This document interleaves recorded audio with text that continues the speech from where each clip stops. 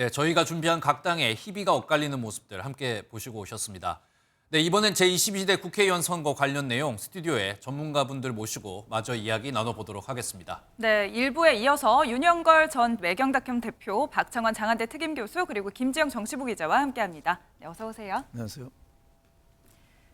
네, 이재명 대표와 원희룡 후보 명룡대전 먼저 얘기하겠는데요. 펼쳐진 이 격전지 인천 계양 을에서는 이재명 후보가 7,000표가 넘는 차이로 당선이 됐습니다.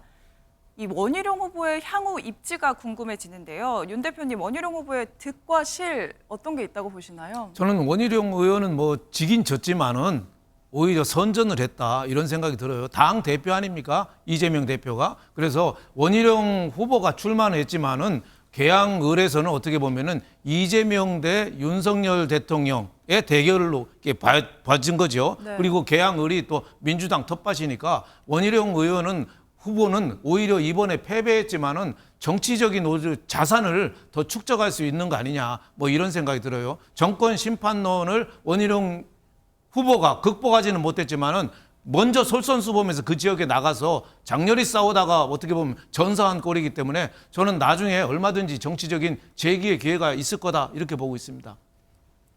네, 이번엔 저희가 계속해서 이제 좀 굵직한 후보들의 이야기로 이어가려고 하는데요.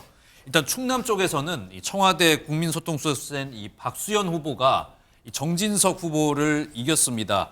이 뭐 5번째 리턴 매치, 그리고 뭐 정진석 후보 같은 경우에는 뭐 국민의힘 굉장히 뭐 중진이었기 때문에 굉장히 큰 관심이 쏠렸었는데 이번 승리 같은 경우에 어떻게 보십니까, 교수님? 이게 지금 세 번째 맞붙었어요. 네. 세 번째 맞붙어서 이번에 처음으로 이제 승리를 거뒀습니다. 이게 굉장히 뭐 본인으로서도 감격적이길 테지만 이거는 충청권 전체 판세와 연관시켜서 좀 이해할 필요가 있어요. 네. 사실은 이제 서울에서 지난번보다 이제 국민의힘이 더 의석을 얻은 거, 이거는 높은 투표율에 기인합니다. 그러니까 사전 투표율도 높았지만 서울이 본 투표도 굉장히 높았어요. 그러니까 사전 투표가 민주당이 좀 우세한 그 경향이 있고 네. 본 투표는 국민의힘이 좀 우세한 경향이 있는데 특히 동작 같은 경우에는 서울에서 두 번째로 이 투표율이 높은 지역이었습니다. 그러니까 이 특정 지역의 이 보수의 결집, 그것도 후보가 이제 친윤 색채가 얕잖아요. 그러다 보니까 당선이 됐는데 충청은 이 샤이 보수의 결집이 없었습니다. 그 이유가 전형적인 스윙 보터예요. 충청은. 그렇기 때문에 이 왜 부산과 서울 일각, 수도권 일각에서는 소위 말해서 보수의 결집이 일부 지역에서는 일어났는데 왜 충청에서는 일어나지 않았는가? 저는 그 부분은 충청이 이번에 지난번 것처럼 이제 민주당이 대승을 하게 된 배경은 충청권이 이번에는 정권 심판론을 선택했다. 그 바람을 타고 지난번에도 이제 아깝게 석패를 했었기 때문에 이번에 이제 지역 유권자들이 기회를 한번 준 거 아닌가. 이대로 세 번 떨어뜨리기에는 좀 아까운 인물, 이렇게 좀 유권자들에게 보여줬던 것 같습니다. 네, 경기 남부 지역의 이른바 반도체 벨트를 두고도 여야가 혈투를 벌였습니다. 결과는 더불어민주당의 승리인데요. 윤 대표님, 민심 어떻게 분석하시나요? 여기 반도체 벨트. 아무래도 반도체 벨트라고 하지만은 저는 그 평택, 수원, 용인 뭐 이쪽 아닙니까? 새로 이제 반도체 단지도 들어서고 관련 공업 지역도 많이 들어서면서 젊은이들이 많이 유입하는 지역이에요. 그러다 보니까 이번에 민주당이 상당히 그 강세를 나타냈죠. 다만 이제 그 화성 쪽에서 이준석 대표만 이제 그 승리를 한 꼴이죠. 공영훈 민주당 후보를 제치고 저는 이 반도체 벨트라는 말 자체를 규정한 국민의힘이 선거 전략에 좀 문제가 있었나 싶지 않아요. 그러니까 오히려 묶으니까 같이 무너져 버리는 거예요. 뚝이 하나가 무너져 버리니까 같이 무너져 버리는 거죠. 그리고 또 국민의힘에서 이번에 정권 심판론이 비등한데 그걸 이기려면은 지역 아주 토착, 지역에 강한 그 인사들을 좀 공천했어야 되는데 그 장관 출신 임명하고 또 연구원 출신 임명하고 그냥 그 내려 꽂듯이 공천을 했거든요. 그러다 또 이수정 후보 같은 경우는 김준혁 후보가 막말 실언으로 굉장히 위기 겪었는데 또 파 875원 프레임에 굉장히 고생할 때 한마디를 했잖아요. 그게 한 단값이 아니라 파 한 뿌리 값이다. 네. 그 말만 안 했어도 아마 저는 이겼을 수도 있다고 이렇게 보는데 총체적으로 반도체 단지 벨트를 묶은 것도 과실이고 거기에 대해서 공천도 저는 지역 밀착형 임무를 하지 않고 공천 미스도 있고 그만큼 젊은이들이 많아서 정권 심판론이 강했다. 그 벽을 뚫지를 못했다. 저는 이렇게 보고 있습니다. 네, 그럼 박 교수님은 이 반도체 벨트 민심 어떻게 분석을 하시나요? 뭐 저도 반도체 벨트라는 네이밍 자체가 사실은 성립하지 않는 네이밍이에요. 민주당은 수원 불패를 벌써 몇 번째 이어오고 있습니다. 수원 지역의 전석을 휩쓸었는데 사실 이제 지난 일주일 동안 뭐 보수 언론 또 국민의힘이 이 김준혁 후보 그다음에 양문석 후보 집중 공격을 했거든요. 그럼에도 불구하고 승리를 했어요. 단 옆으로 한 곳도 영향이 가지 않았습니다. 물론 야설 논란, 후보 자질 논란이 불거졌지만 마침 이제 이 이수정 국민의힘 후보가 대파 사실은 이게 대파 한 뿌리가 아니라 이건 전형적인 지록이마예요. 그러니까 윤석열 대통령을 보호하기 위해서 정말 없는 말을 만들어낸 겁니다. 국민들은 거기서 정말 등을 돌릴 수밖에 없는 거예요. 그러니까 누가 더 나쁘냐 이런 프레임에 갇히다 보니까 국민들은 이 지록이마에 분노를 한 거죠. 좀 그런 점에서 네이밍도 잘못됐고 이게 또 단순하게 수원만의 문제가 아닙니다. 경기도 전체에서 지난 지방선거 또 대선 때부터 이어져 내려오는 이 인구 구성의 변화, 민주당 지지층이 가장 높은 결집도가 모이는 곳이 이제 경기도다 보니까 이 부분은 국민의힘이 단순하게 뭐 후보 바꾼다고 그래서 앞으로 되찾기 어려운 지역이다. 좀 이 경기도를 갖다가 좀 다시 되찾기 위한 국민의힘은 전략을 좀 다시 짜야 된다고 봅니다. 네, 반도체 벨트 저희가 이야기를 해봤는데 여야가 집중한 곳 보면은 낙동강 벨트도 있습니다. 민주당이 사실 이번에 좀 특히 기대를 걸었던 것 같은데 생각보다 성적이 좋지는 않았던 것 같아요. 김지영 기자, 이 반도체 벨트 결과 어땠습니까? 네, 앞서 말씀하신 한강 벨트나 반도체 벨트는 민주당이 좀 우세했는데 네. 이곳 낙동강 벨트 좀 달랐습니다. 접전을 벌인 낙동강 벨트 총 10석이 걸려 있었는데요. 국민의힘이 7석을 확보하며 승리했습니다. 민주당은 부산 북구 갑과 김해 갑, 김해 을 이렇게 3곳만 사수했습니다. 민주당의 정권 심판 프레임과 그리고 범야권 200석 압승 분위기가 오히려 보수 결집을 이끌었다는 분석이 나옵니다. 특히 민주당은 부산에서 의석 절반 확보 목표를 세웠지만 전체 18곳 중 단 한 곳을 차지하는 데 그쳤습니다. 낙동강 벨트에 포함된 부산 북구 갑만 차지한 건데요. 민주당 전재수 후보, 재선 후보죠. 이곳에 전략 배치된 국민의힘 서병수 후보를 이기면서 낙동강 벨트는 국민의힘 우세였습니다. 네, 말씀 잘 들었습니다. 윤석열 대표님, 이 민주당 같은 경우에 부산에서 이번에 굉장히 큰 기대를 걸고 뭐 국민의힘 같은 경우도 이번에 낙동강 벨트 위험하다 얘기를 했는데 결과는 좀 달랐어요. 어떻게 분석하십니까? 이번에 낙동강 벨트가 굉장히 위험하다는 얘기가 많았죠. 네. 그래서 저 진주 저쪽까지 위험하다 이런 얘기가 많아서 국민의힘이 비상이 걸렸는데 다행히 낙동강 벨트 10석 가운데서 국민의힘이 7석을 사수했어요. 네. 저는 6.25 때랑 비슷한 것 같아요.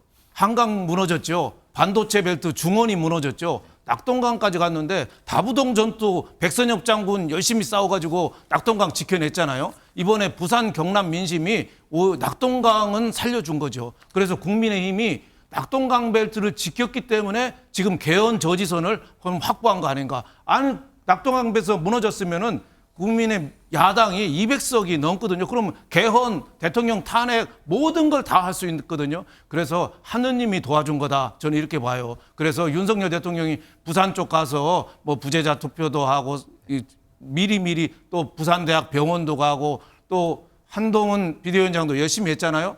또 저는 문재인 대통령 공도 있는 것 같아요. 문재인 대통령이 전직 대통령으로서 너무 열심히 뛰니까 그게 오히려 역풍을 불러일으킨 게 아닌가. 그렇죠. 네. 부산 경남의 정서를 좀 전직 대통령이 국민 화합, 통합을 위해서 나서야 되는데 지금 정권을 비판하고 진영 갈라치기를 했잖아요. 그래서 저는 이번에 낙동강을 살려준 게 국민들의 명령이다. 앞으로 윤석열 대통령 더 겸손하게 국민의 때 굽히는 그런 걸 해라. 처음에 그 낙동강 벨트 반감이 시작된 게 뭐냐면은 조국 조민 딸까지 저렇게 벌금 1,000만 원에다 기소한 거는 너무 지나치다. 그런 여론이 많았거든요. 대통령 부인은 핸드백은 왜 놔두고 조민 딸까지 부모에 의해서 딸까지 그러냐. 그게 부산 민심을 자극했어요. 그럼에도 불구하고 부산 민심이 저렇게 택했다는 거는 국민의힘이 다시금 겸손하게 좀 돌아가라는 그런 하늘의 명령이라고 저는 보고 있습니다. 예. 네. 네, 교수님. 사실은 이제 낙동강 벨트의 승리에 대해서 국민의힘이 너무 큰 의미를 부여하면 안 됩니다. 읍소 작전이 이 지역에서 통한 것뿐이에요. 즉 백석 저지선이 무너져서 윤석열 대통령이나 여권이 폭망하고 탄핵돼서 쫓겨날까 봐 안쓰럽고 불쌍해서 샤이보스가 결집한 겁니다. 이거를 갖다가 여기다가 의미를 부여하게 되면 국민의힘이 제대로 된 대안을 내세울 수가 없어요. 앞으로도 텃밭만 믿고 정치하는 건 절대로 안 됩니다. 그런 점에서 지금 부산에서의 그 실정들이 굉장히 많거든요. 가장 대표적인 게 엑스포 유치 실패입니다. 이런 부분들이 이 샤이보스의 결집으로 묻혔기 때문에 이거를 갖다가 여기다 의미를 부여하게 되는 순간 앞으로 윤석열 정부가 다시금 소위 텃밭에서 벗어나서 전국적인 지지를 받는 당으로 회복하는 게 불가능합니다. 그렇기 때문에 이 부분은 정말로 탄핵되는 거 막아주는 거 정도의 수준이지 여기다가 의미를 부여하면 안 된다 이렇게 봅니다. 네, 양쪽 다 뭐 치열하게 말씀을 해주셨는데요. 좀 다른 분석 내놓으셨지만 시청자 여러분께서 판단해 주시리라 믿습니다. 네, 다음. 네, 그럼 다음 한강벨트 얘기해 보겠습니다. 서울 중구 성동구 갑에서는 전현희 민주당 후보가 당선이 됐는데요. 중성동갑은 서울 한강벨트의 격전지였습니다. 이곳에서 민주당 후보의 승리, 박 교수님 어떤 의미라고 보시나요? 사실 뭐 지난 대선, 지선 그 서울에서 이제 민주당이 충격적인 패배를 거듭했었거든요. 그 패배의 진원지가 한강벨트였습니다.